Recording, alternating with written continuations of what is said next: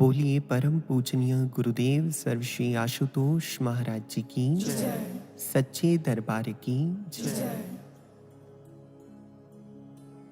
कहते हैं ईश्वर ने जब इस संपूर्ण सृष्टि की रचना की, योग योनि मनुष्य और भोग योनि पशुओं को भी बनाया, तब ईश्वर के समक्ष यह यक्ष प्रश्न उत्पन्न हो गया कि वे स्वयं कहां पर रहें। और उस समय ईश्वर ने यह निर्णय लिया कि वह व्यक्तियों के हृदय में रहेंगे।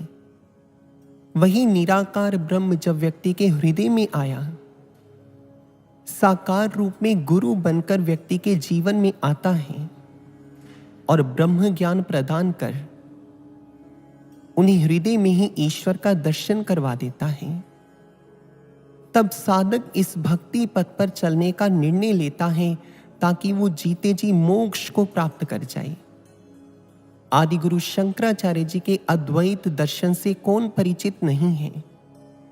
एक बार उनसे उनके शिष्य ने प्रश्न किया, कहने लगे, गुरुदेव, अद्वैत के पथ पर चलते चलते यदि एक साधक जीते जी मोक्ष को पाना चाहता है तो उसे क्या करना होगा। आदि गुरु शंकराचार्य जी प्रत्युत्तर में कहते हैं, यदि जीते जी एक मोक्ष अभिलाषी साधक मोक्ष को पाना चाहता है तो उसे एक अभीष्ट निर्णय करना होगा। कैसा निर्णय? सत्संग प्राप्ति से मोक्ष प्राप्ति का निर्णय। और अपने इसी निर्णय के बारे में वो अपनी रचना भज गोविंदम में एक मुह मुद्गर सूत्र समाज को देते हैं। वो कहते हैं, सत्संगत्वे निसंगत्वं, निसंगत्वे निर्मोहत्वं, निर्मोहत्वे निश्चल तत्वं, निश्चल तत्वे जीवन मुक्ति ही। अर्थात सत्संग से वैराग्य उत्पन्न होता है, वैराग्य उत्पन्न होने से मोह का क्षय होता है, मोह का क्षय होने से उस परम तत्व में आत्मा विलीन होती है, तब जीते जी मुक्ति प्राप्त होती है। ये एक तरह का निर्णय है। हमारे आराध्य गुरुदेव सर्वश्री आशुतोष महाराज जी कहते हैं, जीवन एक अवसर है श्रेष्ठ बनने का, श्रेष्ठ को पाने का। यदि यह बात हर व्यक्ति की समझ में आ जाए तो वो अपने जीवन का कभी दुरुपयोग कर ही नहीं सकता। ये भी एक तरह का निर्णय ही तो है साधकों।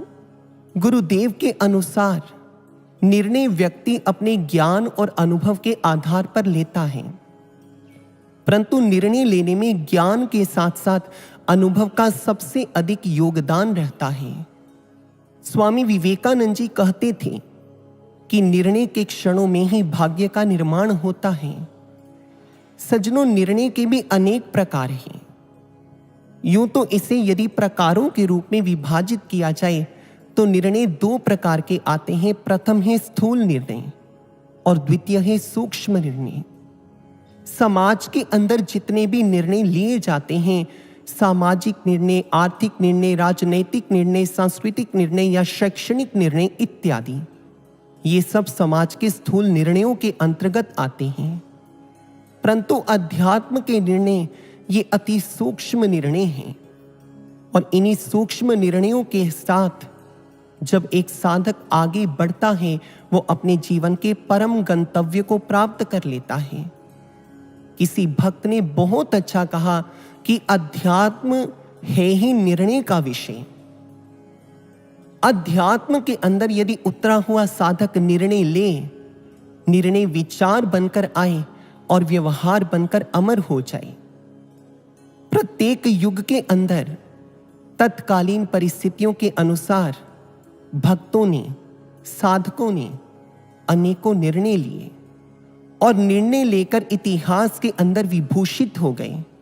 आइए आज युगबद्ध उन्हीं भक्तों के निर्णयों पर विचार करते हैं और अपना आत्म मंथन करते हुए हम भी भक्ति पथ पर अग्रसर हो चलते हैं। प्रथम चलते हैं सतयुग की ओर। सतयुग के अंदर भक्त ध्रुव का निर्णय। एक बात अत्यंत ध्यातव्य है साधकों, एक होती है अभिलाषा और एक होता है निर्णय। अभिलाषा में और निर्णय में जमीन आसमान का अंतर है। ध्रुव के मन में अभिलाषा उत्पन्न हुई अपने पिता की गोद में बैठने की, परंतु बाद में उनका निर्णय क्या रहा कि मैं परम पिता की गोद को प्राप्त करूंगा। जब परम पिता की गोद को प्राप्त किया, अनेक परिस्थितियां मार्ग के अंदर आईं और अपने गुरुदेव नारद जी की आज्ञा में चलते चलते प्रत्येक परिस्थिति को पार कर गया वो नन्हा सा बालक ध्रुव, और अपने निर्णय से इतिहास के अंदर विख्यात हो गया। आज जब भक्त ध्रुव का नाम आता है, हमारे दैनिक जीवनचर्या में बहुत सारे शब्द हैं जो ध्रुव जी के साथ जुड़े हुए हैं, जैसे कि ध्रुव निर्णय, ध्रुव सत्य, ध्रुव संकल्प इत्यादि। ध्रुव माने अटल, जो अपने निर्णय पर अटल रहे। भक्त प्रहलाद का निर्णय देखिए, उनके पिता ने उन्हें बहुत कुछ कहा, श्री हरि की भक्ति से विमुख करने का निश्चय कर लिया, पर प्रहलाद अपनी भक्ति पथ पर चलने के लिए अडिग रहे, और निर्णय पर अडिग रहने के कारण आज इतिहास उस नन्हे से बालक भक्त प्रहलाद की निष्ठा पर और भक्ति से प्रेरणा लेकर भक्ति पथ पर आगे बढ़ता है। प्रहलाद के ही पुत्र हुए राजा बलि, उनका निर्णय देखिए। राजा बलि के निर्णय के विषय में यह कहा जाता है कि जब भगवान वामन रूप में उनके समक्ष आए तो उन्होंने 3 पग भूमि मांगी थी। यूं तो राजा बलि प्रहलाद के पौत्र थे और विरोचन के पुत्र थे। प्रहलाद जैसी दान वृत्ति राजा बलि के जीवन में थी, परंतु असुर कुल में पैदा होने के कारण तनिक अहम भी था। इसी अहम को खत्म करने के लिए राजा बलि के पास भगवान वामन के रूप में जाते हैं और 3 पग भूमि मांगते हैं, और हम जानते हैं उन्होंने प्रभु को तीसरा पग अपने ऊपर रखने को कह दिया, अपने मस्तक पर रखने को कह दिया। राजा बलि के इसी निर्णय ने इतिहास के अंदर उसे इतना विख्यात कर दिया कि स्वयं प्रभु उसके द्वारपाल बन गए। प्रभु तो स्वयं कहते हैं, मैं तो हूं भक्तन को दास, भगत मेरे मुकुटमणि। ये हुए सत्यों के कुछ निर्णय। अब आगे बढ़ते हैं त्रेता युग के निर्णयों की ओर। भरत का निर्णय। भरत के सामने एक परिस्थिति पैदा हुई, एक तरफ राज्य है और एक तरफ राम है। आप सभी जानते हैं कि भरत ने प्रभु श्री राम जी का चयन किया, और उसके इसी निर्णय ने इतिहास के अंदर भरत जी को प्रेम मूर्ति भरत के पद पर लाकर आसीन कर दिया। माता शबरी का निर्णय देखिए आप। माता शबरी प्रभु की तितिक्षा युक्त प्रतीक्षा कर रही है। इतिहास साक्षी है, गर्ग संहिता के अंदर आता है, दंडकारण्य वन में रहने वाले तपस्वियों ने माता शबरी पर कई प्रकार के व्यंग्य कसे, पर अपने निर्णय पर माता शबरी अडिग रही कि मुझे भक्ति पथ पर चलना है। उन्हें समाज की बातों का, समाज के व्यंग्य बाणों पर तनिक भी किसी प्रकार का दुख नहीं हुआ, और निर्णय लेकर अडिग होकर भक्ति पथ पर चली। इतिहास साक्षी है, प्रभु श्री राम जी शबरी की कुटिया में आए और माता शबरी का निर्णय और प्रतीक्षा सफल हो गई। त्रेता युग के अंदर ही आप पाएंगे रावण ने मारीच को कहा कि कपट मृग बनकर जाए। मारीच का निर्णय देखिए, उसके चरित्र को परिलक्षित कर रहा है। रामचरितमानस के अंदर आता है, उभय भांति देखा निज मरना, तब ता किसी रघुनायक सरना। जब उसने दोनों तरह से देखा कि मेरी मृत्यु होगी, यदि रावण का आदेश नहीं मानता तो रावण मार देगा, नहीं तो प्रभु के हाथों तो मुक्ति निश्चित है, और उसने प्रभु के हाथों मरना उचित समझा और रावण का आदेश मान लिया। मारीच के इसी निर्णय ने उसे विख्यात कर दिया। अब दूसरी ओर काल नेमी का निर्णय देखिए। यदि मारीच प्रभु के हाथों मरने का निर्णय लेता है तो काल नेमी प्रभु भक्त हनुमान के हाथों से मरने का निर्णय लेता है, और इतिहास के अंदर स्वर्णिम अक्षरों में अंकित हो जाते हैं। हमारे संत महापुरुष कहते हैं, यूं तो निर्णय लेने में एक पल लगता है, पर एक पल में लिया गया निर्णय जीवन को बदल कर रख देता है। राम भक्तों का चरित्र बार बार पुकार पुकार के यही कह रहा है, राम को मांग ले रे तू प्यारे, उम्र भर का सहारा मिलेगा। सिर्फ इनकी शरण में ही तुझको जिंदगी का नजारा मिलेगा। कितना दो हाथों से ले सकेगा। देने वाले की हैं लाख बाहें, इनकी बाह पकड़ के तो देखो तुम्हें संसार सारा मिलेगा। राम को मांग ले रे तू प्यारे, उम्र भर का सहारा मिलेगा, उम्र भर का सहारा मिलेगा। क्योंकि राम भक्त यह जानते हैं कि जिसे रब मिल गया उसे सब मिल गया। चलिए चलते हैं द्वापर युग में। द्वापर युग में जब भगवान श्री कृष्ण वृंदावन से मथुरा जाने लगे, प्रभु ने एक निर्णय लिया कि धर्म की स्थापना के लिए वृंदावन का त्याग करना होगा और मथुरा जाना होगा। जब गोपियों को ये बात पता चली, गोपियों को विरह दंश का डर है और गोपियां रो रही हैं, और प्रभु राधा जी के पास गए। अब राधा जी के सामने उन्होंने सच्चाई रख दी, अपनी लीला को प्रकट कर दिया। राधे कि इस बार मैं गया, वापिस कभी लौट कर नहीं आऊंगा, कभी मुलाकात नहीं हो पाएगी। और उस समय राधा जी का निर्णय क्या रहा सज्जनों, आप जानते हैं। राधा जी बहुत रोए। उस समय प्रभु श्री कृष्ण जी ने कहा, राधे यदि तू कहेगी तो मैं नहीं जाऊंगा।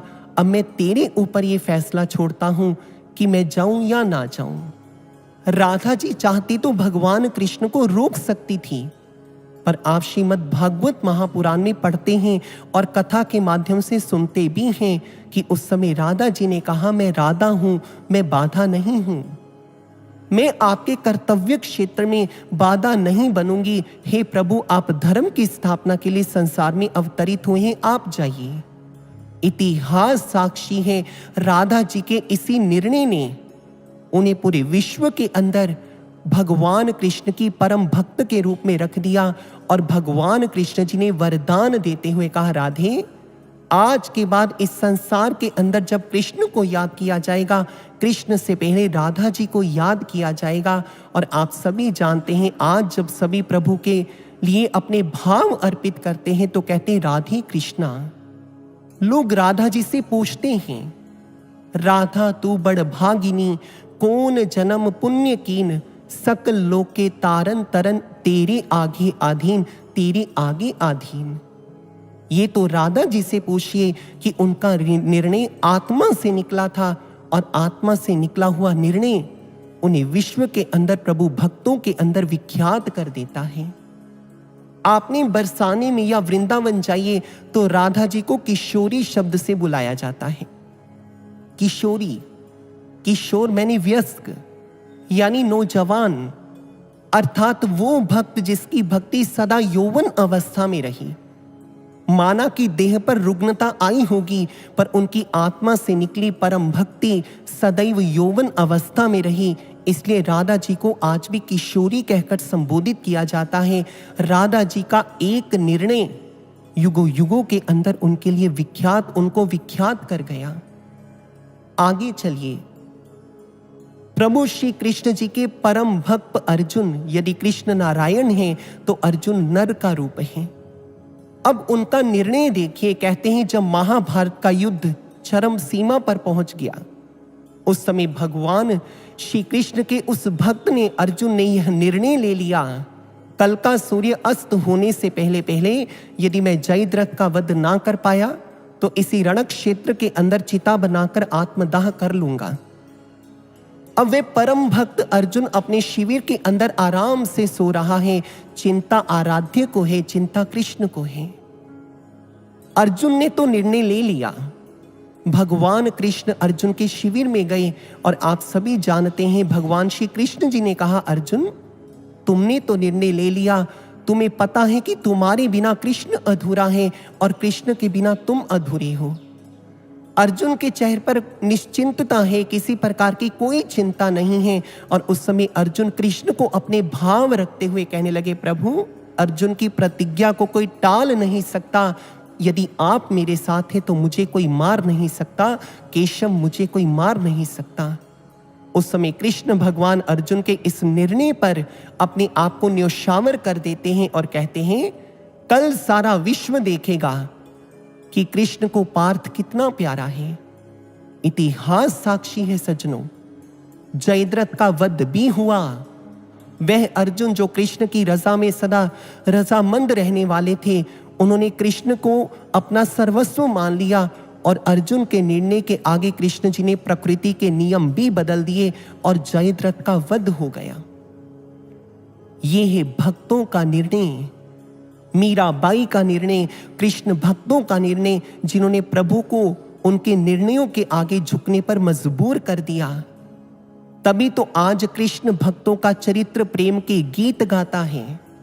सज्जनों, ये निर्णय प्रेम की अनंत गहराइयों में उतरकर लिए गए हैं।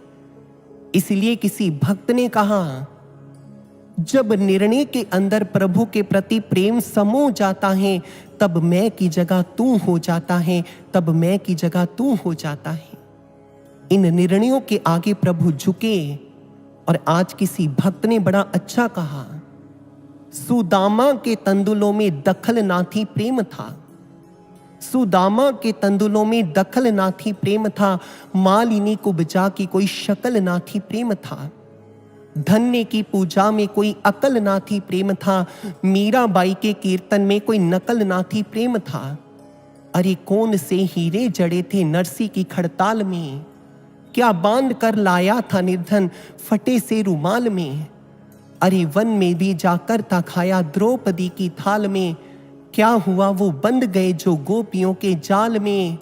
अरे जिसके जूठे बेर खाए उसकी क्या औकात थी, दरअसल यहाँ तो बस एक प्रेम की ही बात थी, एक प्रेम की ही बात थी। ये निर्णय आत्मा की गहराइयों से प्रभु के साथ प्रेम को पाने के बाद लिया गया और आज इतिहास के अंदर इन भक्तों का इतिहास अमर हो गया, भक्तों के निर्णय अमर हो गए। आइए चलते हैं कलयुग में लिए गए निर्णयों पर। कलयुग के अंदर भक्तों के द्वारा लिए गए निर्णयों की एक लंबी श्रृंखला है। भक्त नामदेव जी से कौन परिचित नहीं है। कठिन और विषम परिस्थितियों में भी अपनी गुरु भक्ति का परिचय देते हुए उन्होंने समाज के आगे अपना निर्णय रख दिया। तेरी भक्ति ना छोड़ू भावे लोग हंसे, चरण कमल मेरे हृदय बसे। छत्रपति शिवाजी महाराज, उनके निर्णय से कौन परिचित नहीं है। जब अपने गुरुदेव को भिक्षाटन करते देखते थे तो उनका शिष्य हृदय रोता था। एक दिन उन्होंने अपने यही भाव अपने गुरुदेव के श्री चरणों में रख दिए। उस समय समर्थ रामदास कहने लगे, शिवा, क्या तू स्वयं अपने आप को इस राज्य का मालिक समझता है? अरे राज्य का रक्षण करने वाला तो वह परम पिता है, वह ईश्वर ही सबका मालिक है। तुम्हें तो राज्य कार्य करना है, तुम्हें प्रजा की सेवा करनी है। इतिहास साक्षी है, छत्रपति शिवाजी महाराज जब प्रतापगढ़ के किले में अपनी माता जीजाबाई जी से मिले तो उन्होंने ये बात उनको भी बताई कि गुरुदेव ने मेरे आगे 3 चीजें रखी और 3 चीजें रखते हुए जिसमें कि नारियल भी था, मिट्टी भी थी और घोड़े की लीद भी थी। स्वयं जहां पर शिष्य गुरु को दक्षिणा देता है, आज गुरु शिष्य के लिए समर्पित हो गया और शिष्य के निर्णय पर झुकते हुए स्वयं वो खुद शिष्य को दक्षिणा दे रहे हैं। छत्रपति शिवाजी महाराज को उनके गुरुदेव ने कहा, ये जो मिट्टी है ये प्रतीक है कि आने वाले समय में तू बहुत बड़े भूभाग का मालिक बनेगा। इसी के साथ ये जो घोड़े की लीद है ये प्रतीक है कि तेरे पास उत्तम नस्ल के अश्व होंगे। और नारियल प्रतीक है कि जब जब तेरे अंदर किसी ना किसी प्रकार का अहम भाव पैदा होगा तो मैं इस नारियल को जैसे फोड़ दिया जाता है, तेरा अहंकार भी खत्म कर दिया जाएगा। शिवा, तुम्हें इसी प्रकार भक्ति पथ पर आगे बढ़ना है। इतिहास साक्षी है, निर्णय लेकर वो शिष्य आगे बढ़ा और अपने गुरु के एक एक भाव पर वो खरा उतरा और आज इतिहास के अंदर उन्हें छत्रपति शिवाजी महाराज के रूप में याद किया जाता है, स्मरण किया जाता है। स्वामी विवेकानंद जी के निर्णय से कौन परिचित नहीं है। आर्थिक विषमताओं से गुजर रहे थे और एक बार खुद उनके गुरुदेव रामकृष्ण परमहंस जी ने कहा, नरेंद्र, जा तू जाकर मां काली से जो मांगना चाहता है मांग ले। उस समय विवेकानंद यानी नरेंद्र के सामने सारे द्वार खुले थे। मां काली से किसी भी प्रकार की भौतिक संपदा वो मांग सकते थे, पर उस समय उनका आत्मा से निकला हुआ निर्णय देखो कैसा रहा।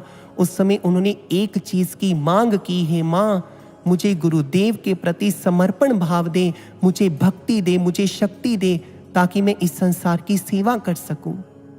ये भी एक तरह का निर्णय है सज्जनों। स्वामी राम तीर्थ, उनके बारे में आप सभी जानते हैं। स्वामी राम तीर्थ जी के जीवन में भी अनेकों आर्थिक विषमताएं रहीं। स्वयं उनके मित्र उन्हें कहते थे, राम तीर्थ, तू तो अपने गुरुदेव धनाराम की बहुत महिमा गाता है, जाकर उनसे भौतिक संपत्ति मांग ले। तेरे जीवन में कितने आर्थिक संकट हैं, इतिहास साक्षी है। राम तीर्थ जी का भक्त हृदय गुरु की याद में रोता था। वो बहुत अच्छा लेखन भी करते थे, बहुत अच्छी अच्छी कविताएं भी लिखते थे, और उन्होंने अपने भावों को, अपने निर्णय को, इसे आप भाव निर्णय का नाम दे सकते हैं, और उन्होंने अपने निर्णय को 8 पंक्तियां लिखकर अपने गुरुदेव को भावों के साथ समर्पित कर दिया। हम आपको जरूर सुनाएंगे।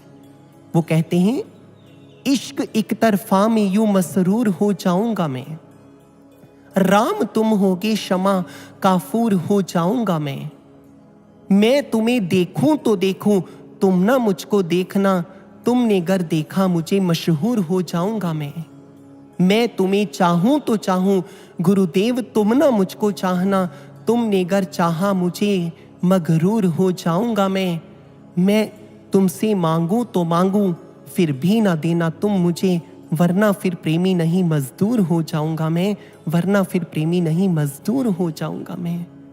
कैसे सच्चा प्रेम से निकला भाव निर्णय था।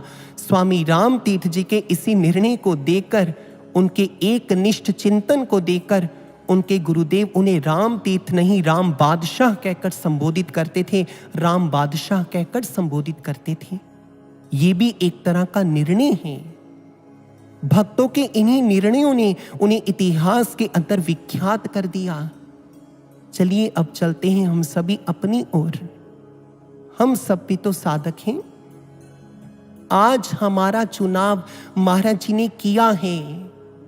इस बात को साधकों कभी नहीं भूलना है कि हम यहां पर आए नहीं, हमें यहां पर लाया गया है।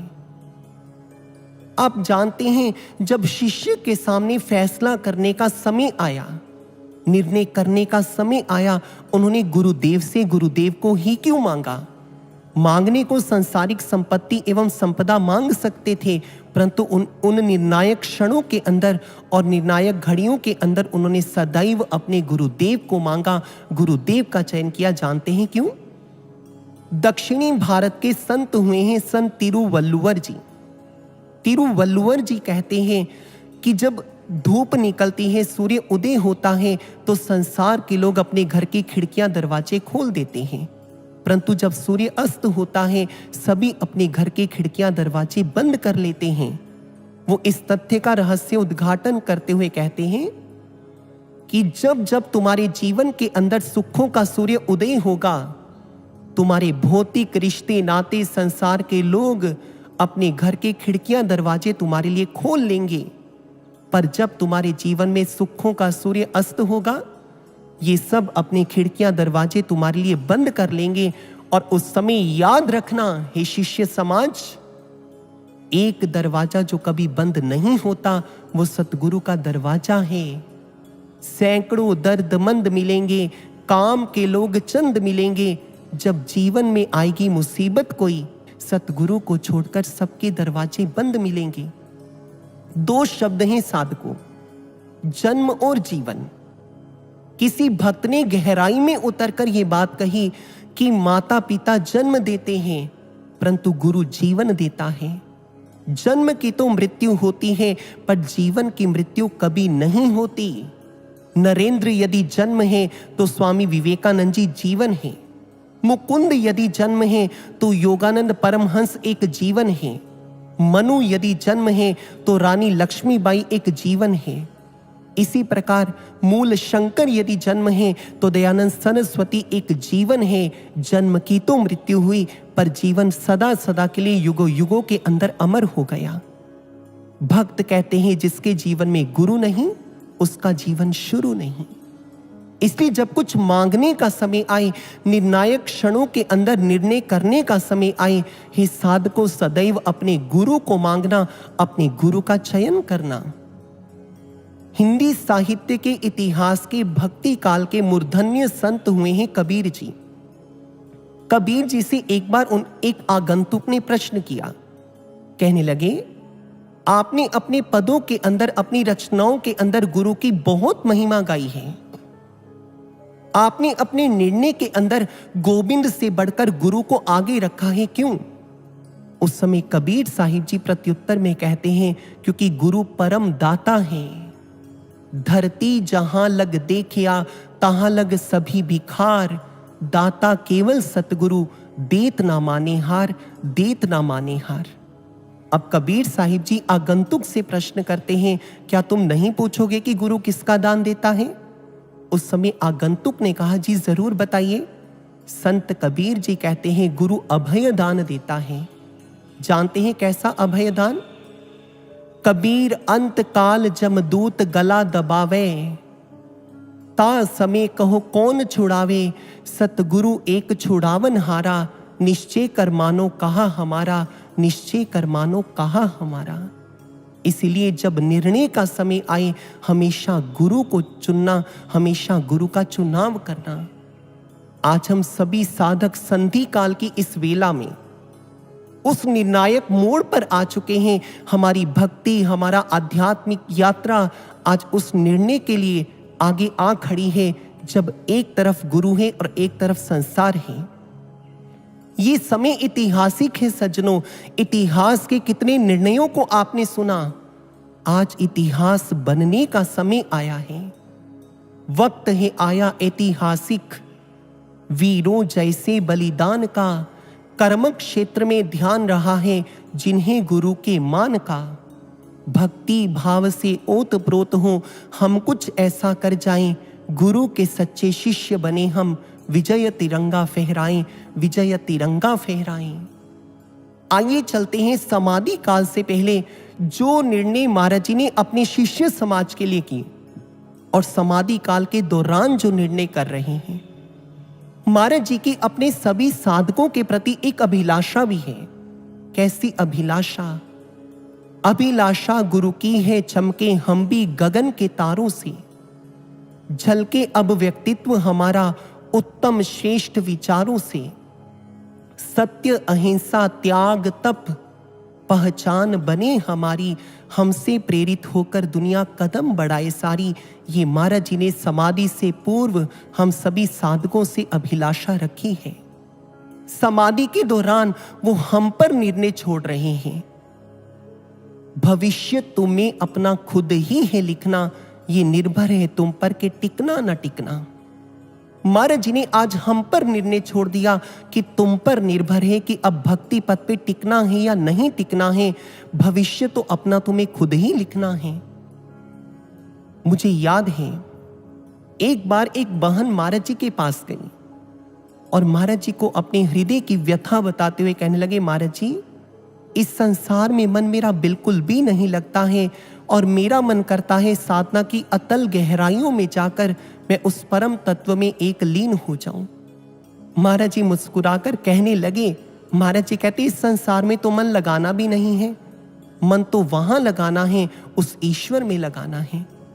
उस समय उस बहन ने कहा, महाराज जी, क्या आपका कोई ऐसा लोक है जहां पर उन्मुक्त हम जीते जी मुक्ति को तो प्राप्त करें और परम आनंद को प्राप्त कर हमारी आत्मा आप में ही लीन हो जाए?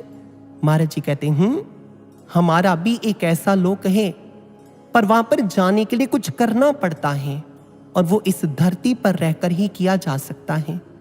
उस समय उस बहन ने कहा, महाराज जी, आप मेरी भी समाधि लगवा दीजिए। और उस समय महाराज जी ने कहा, महाराज जी कहते, जिसने इस संसार में रहकर ज्ञान लेकर कुछ नहीं किया, वो समाधि में भी क्या करेगा। यानी महाराज जी हमसे कुछ करने की आशा रख रहे हैं। आज के समय में करना क्या है? एक बार एक शिष्य ने महाराज जी से पूछा, महाराज जी, हम भी भक्ति पथ पर अनवरत बढ़ते रहें और हमारे निर्णयों में हमेशा आप रहें, हमें क्या करना होगा? उस समय महाराज जी ने कहा, निर्णय लेने के लिए हमेशा गुरुदेव की आज्ञा में बिना शंका किए श्रद्धा और विश्वास से चलते रहना, प्रभु की रजा में रजामंद रहना। महाराज जी ने हम पर आज्ञाएं भी लगाई हैं साधकों। आइए उन आज्ञाओं में चलते हुए हम भक्ति पथ पर आगे बढ़ने का निर्णय लें। प्रथम आज्ञा है सत्संग। हम सत्संग सुने। YouTube के माध्यम से ये सत्संग आप सुन रहे हैं, आश्रमों में भी सत्संग होते हैं। हमें सत्संग से अपने विचारों में परिवर्तन लाना है, चिंतन में बदलाव विचारों की शुद्धि से लाएंगे, तभी मनोरथ इस जीवन के सभी पूर्ण हो पाएंगे। विचारों को विचार खत्म करते हैं, हमारा मन हमें अनेकों डगमगाने के विचार देता है, सत्संग के विचारों से इनको खत्म करना है। आप कहेंगे जितना जितना हम भक्ति पथ पर आगे बढ़ते हैं तो परिस्थितियां क्यों आती हैं? यही बात एक बार हमने महाराज जी से भी पूछी थी। उस समय महाराज जी ने एक छोटी सी कहानी सुनाई। महाराज जी कहते एक बार दो मित्र थे जिनका नाम था कुसंगी और सुसंगी। यथा नाम तथा गुण। जो कुसंगी था वो कुपथगामी था, बुरी संगति करता था, मादक द्रव्यों का सेवन करता था, उसका जीवन निकृष्टता में जा रहा था। पर जो सुसंगी था वो ब्रह्म ज्ञानी था। वो गुरु की चिंतन में अपने ध्यान को लगाता और जीवन में आगे भी बढ़ता, साधना करता, सत्संग सुनता, हमेशा गुरु आज्ञा में चलता। पर यदि उनके भौतिक जीवन को देखा जाए, जो कुसंगी था वो बड़ा अमीर था, धनी था, पर जो सुसंगी था यानी जो गुरु का भक्त था वो बड़ा निर्धन था, बड़ा गरीब था। एक दिन दोनों आपस में मिले। सुसंगी ने कहा मैं अपने गुरु के दरबार में जा रहा हूं। कुसंगी ने कहा मैं नशा करने जा रहा हूं। जब कुसंगी नशा करने गया तो रास्ते में उसे एक हीरा मिला, पर जो सुसंगी था जब गुरु के दरबार में गया तो रास्ते में उसके पैर में कांटा चुभ गया और पैर लहूलुहान खून से लथपथ हो गया। जब शाम को दोनों मिले, अब कुसंगी ने सुसंगी के आगे अपने व्यंग्य को रखते हुए कहा, क्या मिला तुझे गुरु भक्ति करके? तू तो रोज सत्संग में जाता है, गुरु की महिमा गाता है, तेरे पैर में कांटा चुभा, तेरे पैर से रक्त निकला, मैं गलत कार्य करता हूं, मुझे आज एक हीरा मिला, देख मैं अमीर से अमीर होता जा रहा हूं, तू तो अभी तक गरीब है, तेरी दशा बड़ी दयनीय है, क्या मिला तुझे गुरु भक्ति करके? अब सुसंगी के मन में एक प्रश्न पैदा हो गया जो उन्होंने गुरु के चरणों में रख दिया कि गुरुदेव, मैं इतनी अच्छी संगति करता हूं, गुरु भक्ति के पथ पर चलता हूं, फिर भी इतना निर्धन हूं, और वो मेरा मित्र कुसंगी गलत कार्य करता है, मादक द्रव्यों का सेवन करता है, फिर भी कितना अमीर है, धनी है, क्यों ऐसा है? और वो ये कहकर रोने लग गया। उस समय गुरुदेव ने उसके भावों को देखते हुए जो उत्तर दिया, बड़ा सटीक समाधान दिया। उन्होंने कहा, पुत्र, तू अपने पूर्व जन्म को नहीं जानता और उसके पूर्व जन्म को भी नहीं जानता। जो आज तेरा मित्र धनी है, उसने पूर्व जन्म में बहुत अच्छे कर्म किए थे, पर इस जन्म में वो बुरे कर्म कर रहा है। और जो तू है, तूने पिछले जन्म में बुरे कर्म किए थे, उसका फल है कि आज तेरे जीवन में निर्धनता है। आज तू सत्संग में आने लगा, तुझे कांटा मिला और वो गलत कार्य करने जा रहा था, उसे हीरा मिला। इसके पीछे भी एक रहस्य है। उसने इतने अच्छे कर्म किए हैं कि आज उसके लिए हीरों से भरी एक पोटली तैयार थी, पर बुरे कर्म करने के कारण उसे एक ही हीरा मिला। और तुम्हारे पिछले जन्म के ऐसे कर्म हैं कि आज तुम्हें फांसी होनी थी, तेरी मृत्यु लिखी हुई थी, क्योंकि तू गुरु दरबार में आता है, गुरु भक्ति करता है। मैंने तेरा कर्म कांटे की चुभन बनाकर काट दिया। आज सुसंगी को उसके प्रश्नों का उत्तर मिल चुका था। यही प्रश्न हमारे सामने भी है। हम सत्संग सुने, आगे बढ़े, और याद रखना इस ज्ञान के आगे परिस्थितियां अत्यंत गौण हैं। अंगद ने जब रावण की सभा में रामदूत बनकर पैर रख दिया, रावण भी उसके चरणों में झुक गया, यानी रावण उसका पांव उठाने आया। इसका अर्थ है परिस्थिति भक्त के आगे झुक जाती है। याद रखना, भक्त अगर सच्चा है तो वक्त भी रुक जाता है। आसमां लाख ऊंचा हो, वह भी झुक जाता है। भक्ति में दुनिया लाख बने रुकावट, यदि इरादे मजबूत हैं तो वो खुदा भी झुक जाता है, वो खुदा भी झुक जाता है। अब चलते हैं सेवा की ओर। आज के समय में, मैं ये शब्द कह रहा हूं आज के समय में, कि जब तक महाराज जी समाधि में है, जो भी अपनी बनी भूमिका उसको आज निभाना है। यहां पर कल की बातें नहीं हो रही कि जब महाराज जी आएंगे तब निभाना है। हे साधको, हमें अपनी भूमिका को आज निभाना है। सृजन कार्य के लिए समर्पण का जौहर दिखलाना है। पर आपने देखा होगा, जब तन मन धन से सेवा करने का अवसर आता है तो कई बार सेवा परिस्थितियों में मिलती है। कई बार क्यों, अधिकांश प्रेमियों के जीवन में ये बात होती है, जब सेवा आती है तो कोई ना कोई परिस्थिति परिवार की, गृहस्थी की बनी रहती है। उस परिस्थिति के अंदर भी यदि गुरु सेवा का आप चयन करके सेवा करते हैं तो महाराज जी क्या से क्या देते हैं। मुझे याद आ रहा है, हमारे एक प्रेमी जिन्होंने ज्ञान दीक्षा ली हुई थी, उनकी धर्म पत्नी सुबह ब्रह्म मुहूर्त में उठी, साधना में बैठी। ये जरूर कहना चाहूंगा कि उन्होंने घरों के अंदर बहुत सारे पशु, यानी वो गो पालन करते थे, बहुत सारे दुधारू पशु रखे हुए थे और उनका दूध सुबह बेचते थे निकालकर। उनकी धर्मपत्नी साधना में बैठी तो उन्हें एक अनुभव हुआ। महाराज जी उन्हें अनुभव में आकर बताते हैं कि अपने पति को अभी अभी इसी क्षण नूर महल भेज दो। साधना से उठकर उन्होंने ये बात अपने पति से की कि आप नूर महल चले जाइए। उसके पति ने कहा, कितना कार्य करने वाला पड़ा है, देख मैं चारा भी काट रहा हूं। उस समय उनके पति चारा कटर मशीन में चारा काट रहे थे, जो कि बिजली वाली थी। उन्होंने कहा, चारा काटकर मैं चला जाऊंगा। उनकी पत्नी ने कहा, महाराज जी ने आपको अभी बुलाया है तो अभी का अर्थ अभी होता है, आप अभी जाइए। पर उस समय उन्होंने काम को आगे रखा और गुरु आज्ञा को पीछे कर दिया। आप जानते हैं क्या हुआ उनके साथ? थोड़ी देर करते करते, दिन निकलने की वेट करते करते, और उनका जो हाथ था जिस चारा कटर मशीन में वो पशुओं का चारा काट रहे थे, उस मशीन के अंदर आ गया और उनकी बाजू कट गई। आज भी उनकी कटी हुई बाजू बार बार उन्हें ये याद दिलाती है, जब सेवा का अवसर आया था तूने उस समय घर के कार्यों को आगे रखा, सेवा को आगे ना रखने के कारण आज तुम्हें भौतिक क्षति सहनी पड़ रही है। इसलिए साधको, गुरु महाराज जी सेवा लेकर हमारे कर्म ही काटते हैं और इस दरबार से मिलना ही मिलना है। ये तो हमारा सौभाग्य है कि जिसे वो प्यार करता है उसे वो दर पे बुलाता है। रहमत के खजाने आशुतोष इसी बहाने लुटाता है, इसी बहाने लुटाता है। सेवा का अवसर देकर रहमतों के खजाने वो हम पर लुटा रहे हैं। तीसरी आज्ञा है साधना। आज पथ पर चल पड़ा जो काफिला छूटे नहीं, एक क्षण भी साधना का सिलसिला टूटे नहीं। इन पंक्तियों के अंदर आप पाएंगे महाराज जी कहते, एक क्षण भी साधना का सिलसिला ना टूटे। क्यों ना टूटे? क्योंकि हमें इस पथ पर अनवरत चलना है, हमें टिके रहना है, और ये तभी हो पाएगा जब हम साधना करेंगे। एक शिष्य जीवन में निर्णय तभी ले पाता है जब मन स्थिति ठीक है। याद रखिएगा, समाज के निर्णय परिस्थिति के अधीन होकर लिए जाते हैं, पर गुरु दरबार में रहकर निर्णय मन स्थिति के अधीन होकर लिए जाते हैं। और हमारी मन स्थिति हम पर हावी ना हो, हमारा मन हम पर हावी ना हो, इसलिए हमारा निर्णय ठीक रहे, इसीलिए हम साधना करें।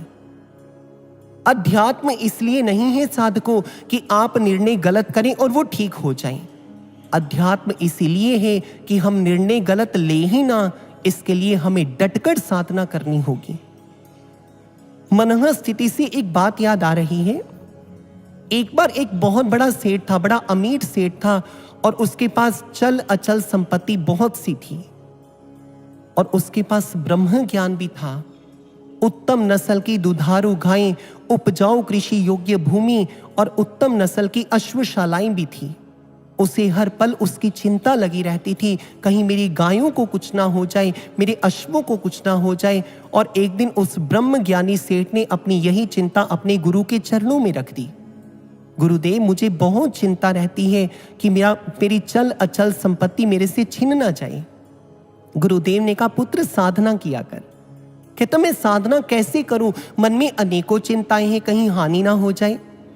मैं साधना करूंगा, मुझे एक वायदा कीजिए कि मेरे जीवन में कोई भौतिक हानि होने से पहले आप मुझे सुचेत कर देंगे, आप मुझे बता देंगे तो मैं सतर्क हो जाऊंगा, मैं साधना कर लूंगा। गुरुदेव ने कहा ठीक है।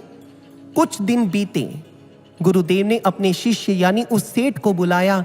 कहने लगे वो जो तुम्हारी गौशाला में सबसे उत्तम नस्ल की गाय है ना, जो ज्यादा दूध देती है, वो 1 हफ्ते बाद मर जाएगी। वो बड़ा खुश हुआ, उसने जाकर वो गाय बेच दी और सही हुआ, 1 हफ्ते के बाद वो गाय मर गई। कुछ दिन और बीते, गुरुदेव ने फिर उस सेठ को बुलाया। कहने लगे सुन, वो जो तेरी अश्वशाला में सबसे उत्तम नस्ल का घोड़ा है, वो भी 1 हफ्ते बाद, 1 सप्ताह बाद मर जाएगा। अब उस सेठ ने क्या निर्णय लिया, जाकर वो घोड़ा भी बेच दिया और वो सच में 1 हफ्ते बाद मर गया। कुछ महीने बीते, गुरुदेव ने शिष्य को बुलाया। कहने लगे अब 1 हफ्ते बाद तू भी मर जाएगा। अब आप सोचिए, जब ये बात गुरुदेव ने शिष्य के साथ की, सेठ के दिल पर क्या बीती। गाय तो बेच सकता है, घोड़ा तो बेच सकता है, अब अपना क्या करें कि 1 हफ्ते बाद हमने भी मर जाना है तो क्या करें। सेठ बड़ा रोया, अब दुविधा में है, चिंता में है, क्या निर्णय ले अपने बारे में। गुरुदेव ने उसको चिंता से ग्रसित देखकर कहा, तो यदि करना चाहता है तो अपने आप को मुझे बेच दे, यानी अपने मन को मुझे बेच दे।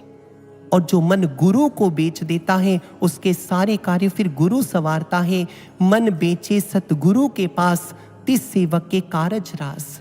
वो कहने लगा गुरुदेव मन में कैसे बेचूं। वो कहते साधना कर, अपना मन अर्पित कर। जिस भौतिक संपदा में अपने मन को लगाकर बैठा है, ये तुम्हारे साथ नहीं जाने वाली है, क्योंकि ये संसार की समस्या है। जिसे छोड़कर जाना है, इंसान उसे जोड़ रहा है, और जो साथ जाना है, इंसान उसे छोड़ रहा है। तू साधना किया कर। और उसने साधना की और अपने जीवन के गंतव्य को पा गया। आज महाराज जी हमसे भी आशा करते हैं, ये समय डटकर साधना करने का है, अपने आप को टटोलने का है, अपना मंथन करने का है। महाराज जी एक साधक के अनुभव में आए। महाराज जी कहते मैं तुझे वैसे बना हुआ देखना चाहता हूं जब तू मिशन में पहली बार आया था। आइए विचार करें। महाराज जी ने उसे कुछ पंक्तियां लिखवाई। महाराज जी कहते शुरू में थे भाव जैसे, वो भाव कहां पे खो गए। मंथन करें आप सभी। शुरू में थे भाव जैसे, वो भाव कहां पे खो गए। ब्रह्म ज्ञान देता तुम्हें जगाया, क्यों गहन निद्रा में सो गए। अरे पैदा करो फिर से वो जज्बा, जो मुझको देख जगाया था। मुझे वैसे चाहिए मेरे बच्चे, जैसा मिशन में तुमको लाया था, जैसा मिशन में तुमको लाया था। अरे वादा किया था, वादा किया था, अंत तक हम तेरा साथ निभाएंगे। जब जब भी तू हमें पुकारे, हम दौड़े दौड़े आएंगे। बनेंगे लक्ष्य के सहयोगी, जब छोड़ के जग तो आया था। मुझे वैसे चाहिए मेरे बच्चे, जैसा मिशन में तुमको लाया था। जब हम प्रथम दिवस महाराज जी के पास आए थे, हमारे भाव क्या थे। आज निर्णय लें हम उन्हीं भावों के साथ कि महाराज जी हम आपको देखकर भक्ति पथ पर चलेंगे, सेवा करेंगे, साधना करेंगे, सत्संग सुनेंगे, आपकी हर आज्ञा को पूर्ण करेंगे। आज हम सभी साधक व्यक्तिगत रूप से या सामूहिक रूप से आइए सभी मिलकर निर्णय लेते हैं। और महाराज जी तो अपना निर्णय पहले ही सुना चुके हैं। महाराज जी जब पंजाब की धरती पर आए, उस समय महाराज जी ने अपना निर्णय सारे विश्व को बता दिया कि हम प्रदीप्त हुए हैं तो धरा को जगमगाकर ही दम लेंगे। धर्म की असीमता को विश्व के कागार पर लेकर चले हैं, तो इस धरा को स्वर्ग बनाकर ही दम लेंगे, धरा को स्वर्ग बनाकर ही दम लेंगे। ये महाराज जी का निर्णय है। विश्व में शांति आएगी, धरा स्वर्ग बनेगी, ये होना है। और कुछ निर्णय महाराज जी ने हमारे लिए सुरक्षित और संरक्षित कर रखे हैं, जिसमें भावी युग की पदचाप है, पर अपने शिष्यों से उम्मीदें भी हैं। महाराज जी ने अपना निर्णय सुना दिया। अरे तुम्हारे हाथों होगी विजय पताका भोर में। महाराज जी कहते तुम्हारे हाथों में विजय की पताका होगी, तुम जरूर विजयश्री का वर्ण करोगे। हर सहयोग तुम्हारा युग का शिलालेख बन जाएगा। जो उसका सहयोगी होगा श्रेय वही तो पाएगा। युग उसके गुण गाएगा, युग उसके ही गुण गाएगा। आज यदि सही दिशा में निर्णय लेकर हम भक्ति पथ पे चले तो साधकों हमारा भविष्य कितना सुरक्षित है, सदे हुए हाथों में है। हमें तो केवल चलना है, साधना करनी है और इसी प्रकार भक्ति पथ पर आगे बढ़ते रहना है। फिर देखना आने वाला समय हमारे लिए कैसे खुशियां लेकर आएगा। सत्संग की इन अंतिम घड़ियों में मैं अंत में यही भाव रखता हूं, सत्यमेव जयते नानृतं सत्येन पंथा वित्ततो देवयानः येना क्रमन्त्य ऋषयो ह्याप्त कामो यत्र तत्सत्यस्य परमं निधानम। सत्य की हमेशा जीत होती है, ना कि असत्य की। अरे ये वही मार्ग है जिस पर आप्त काम यानी जिन ऋषियों की कामनाएं पूर्ण हो गई वो चले और उन्होंने परम लक्ष्य को पा लिया। ऐसा निर्णय हम भी लेते हैं। एक बार मैंने कहीं पढ़ा था, एक संत हुए जिनका नाम था निर्णय दास। एक बार उनसे किसी ने पूछा कि आपका नाम निर्णय दास कैसा पड़ा। उन्होंने कहा, मैंने भक्ति पथ पर चलने का परम निर्णय लिया और इस पर अनवरत चलता रहा, अनवरत चल पाऊं और चलकर अपनी मंजिल को प्राप्त करूं। अपने इसी निर्णय का मैं दास बना और आज गंतव्य के निकट पहुंच रहा हूं, इसलिए मेरा नाम निर्णय दास पड़ गया। आइए हम भी दास बने। दास शब्द है ना, इसे आप उल्टा करेंगे तो दास, स को आगे ले आइए, दास सदा बन जाएगा।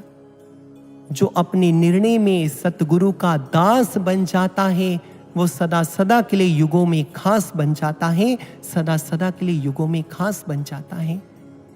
आइए आज सत्संग की इन अंतिम घड़ियों में स्व निर्माण से विश्व निर्माण की यात्रा करते हुए हम एक निर्णय लेते हैं। सभी हृदय से दोनों हाथ जोड़कर अंतःकरण से महाराज जी के चरणों में ये निर्णय लें, चले पद चिन्हों पर इनके, वही सब कुछ हमारे हैं। धरा बैकुंठ अब होगी कि सतगुरु संग हमारे हैं।